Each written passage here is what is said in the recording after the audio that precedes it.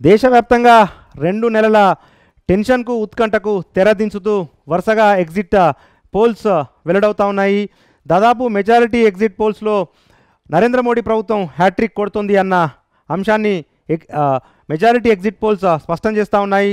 సుమారు ప్రతి ఎగ్జిట్ పోల్స్లో కూడా దేశవ్యాప్తంగా బీజేపీ ప్రభంజనం ఈ ఎన్నికల్లో కూడా కొనసాగుతుంది. కనిష్టంగా బీజేపీ కూటమి 350 సీట్లతో మరోసారి దేశంలో అధికారంలోకి వస్తుంది అని చెప్పి కూడా మెజారిటీ సర్వేలు స్పష్టం చేస్తూ ఉన్నాయి. కానీ తెలంగాణలో మాత్రం బీజేపీకి కనీసం 10 స్థానాలు గెలుస్తాము అని చెప్పి బీజేపీ ఘంటాపదంగా చెప్పినప్పటికీ తెలంగాణ బీజేపీకి షాక్ ఇచ్చే అవకాశాలే అధికంగా ఉన్నట్లుగా మెజారిటీ ఎగ్జిట్ పోల్స్లో స్పష్టమవుతూ ఉన్నాయి. ఎందుకంటే బీజేపీ 5 నుంచి 7 స్థానాలు మాత్రమే బీజేపీ గెలుచుకోగలుగుతోంది. అధికార కాంగ్రెస్ 9 నుంచి 11 స్థానాలను గెలుచుకుంటుంది అని చెప్పి మెజారిటీ ఎగ్జిట్ పోల్స్ స్పష్టం చేశాయి. ఇక ఏపీలో మరోసారి వైఎస్ జగన్మోహన్ రెడ్డిదే అధికారము, వైఎస్ఆర్సీపీకి ప్రజలు పట్టం కట్టబోతున్నారు.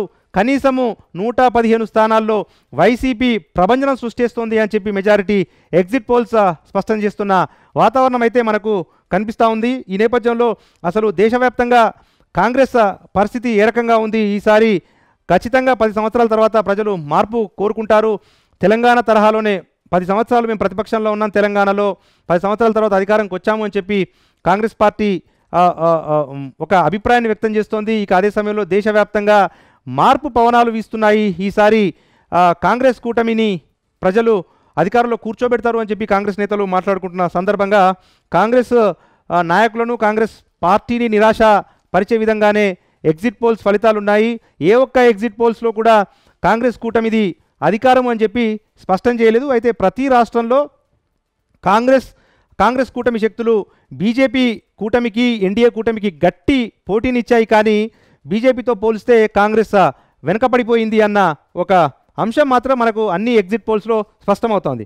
అసలు నిజంగా కాంగ్రెస్ పార్టీకి షాక్ ఇచ్చే ఈ ఎగ్జిట్ పోల్స్ అంశానికి సంబంధించి మా రిపోర్టర్ రాజు మరిన్ని వివరాలు అందజేస్తారు గాంధీభవన్ నుంచి.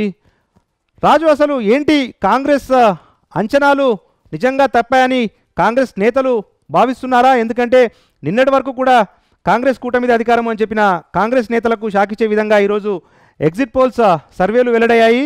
అంటే ఈ ఎగ్జిట్ పోల్స్ ఎగ్జాక్ట్ పోల్స్ ఏమి కావు, కానీ దాదాపుగా ఇప్పటి వరకు exit polls majority exit polls 1-6 మినహా మెజారిటీ ఎగ్జిట్ పోల్స్ అన్నీ బీజేపీ కూటమిదే అధికారం అని చెప్తున్న నేపథ్యంలో దేశవ్యాప్తంగా లేకపోతే తెలంగాణ రాష్ట్రంలో కాంగ్రెస్ నేతలు ఏమంటున్నారు రాజు?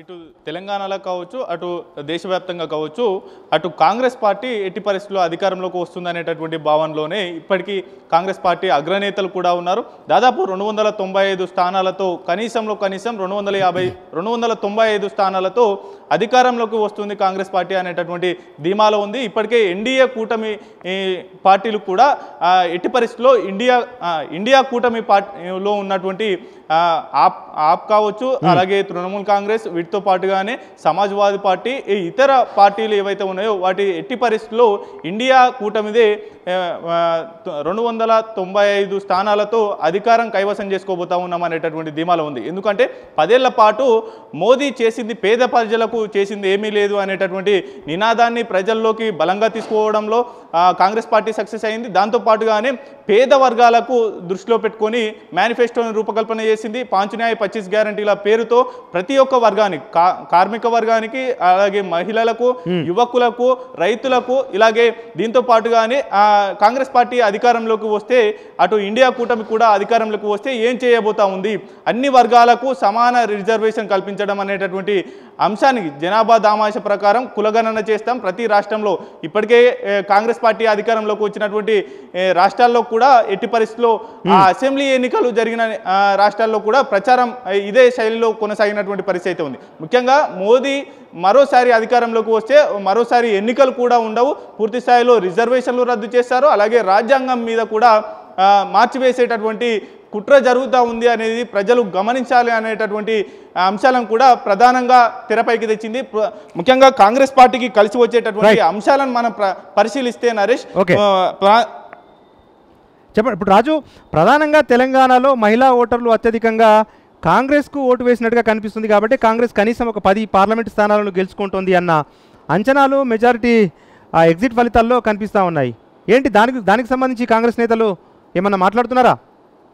డెఫినెట్గా కాంగ్రెస్ పార్టీ ఇటీవల అధికారంలోకి వచ్చింది. అయితే 10 ఏళ్ల తర్వాత కాంగ్రెస్ పార్టీ తెలంగాణలో అధికారంలోకి వచ్చినటువంటి పరిస్థితి ఉంది. ముఖ్యంగా మహిళలకు అటు మహాలక్ష్మి పథకం ద్వారా ఆర్టీసీ బస్సులో ఉచిత ప్రయాణం కల్పించడం, వీటితో పాటుగానే గృహజ్యోతి పథకాన్ని కూడా ఇంప్లిమెంట్ చేస్తూ ఉంది. 200 యూనిట్ల వరకు ఉచిత విద్యుత్ అందిస్తున్నటువంటి పరిస్థితి ఉంది. ముఖ్యంగా మహిళలకు అత్యధికంగా ప్రాధాన్యత ఇచ్చే విధంగా కూడా కాంగ్రెస్ పార్టీ మేనిఫెస్టో ఉంది.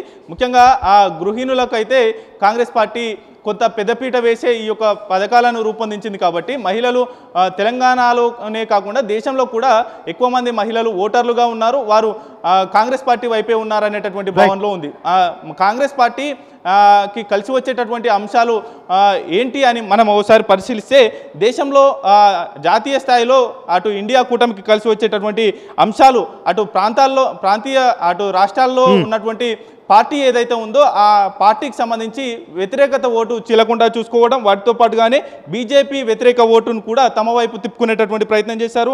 ప్రాంతీయ పార్టీల సమన్వయంతో ముందుకు వెళ్ళేటటువంటి నిర్ణయం తీసుకున్నారు. ఏ ఒక్కరు కూడా బీహార్లో తప్ప ఇతర ఏ రాష్ట్రాల్లో కూడా ఇండియా కూటమి నుంచి బయటికి వెళ్ళినటువంటి నేతలు అయితే లేనటువంటి పరిస్థితి ఉంది. ముఖ్యంగా నార్త్లో బీజేపీ బలం తగ్గింది కాబట్టి ఇటు సౌత్లో ఫోకస్ చేసింది. పూర్తి స్థాయిలో మనము నార్త్ మీద ఫోకస్ చేయాలి. అలాగే దాంతోపాటుగానే సౌత్లో ప్రాంతీయ పార్టీల బలంగా ఉన్నాయి కాబట్టి అవి పూర్తి స్థాయిలో ఇండియా కూటమిలో ఉన్నాయి కాబట్టి మనదే పైచేయి సాధించేటటువంటి అవకాశం ఉంటుందా అనేది కూడా ప్రధానమైంది. అయితే రాహుల్ గాంధీ భారత్ జోడో యాత్ర, న్యాయ జోడో యాత్ర ఇటు కన్యాకుమారి నుంచి కాశ్మీర్ వరకు, అటు అస్సాం నుంచి మహారాష్ట్ర వరకు చేసినటువంటి ఈ అంశాలన్నీ కలిసి వస్తే రాష్ట్ర